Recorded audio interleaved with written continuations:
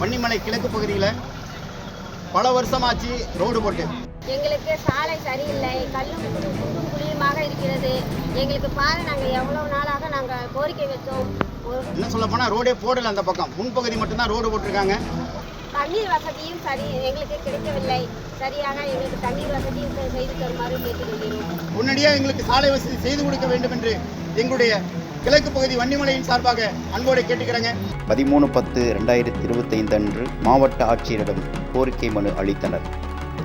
மாவட்ட ஆட்சியர் சாலை வசதி செய்து கொடுப்பதாக உறுதியும் அளித்தார். அன்று மாலையே வன்னிமலை கிழக்கு பகுதிக்கு பொக்லின் எந்திரத்தை முடக்கிவிட்டார் மாவட்ட ஆட்சியர். கரடுமுரடான பாதைகளை சமப்படுத்தினார். மிக விரைவில் எதிர்பார்க்கிறோம் கழிவுநீர் வாய்க்காலுடன் தார் சாலையை.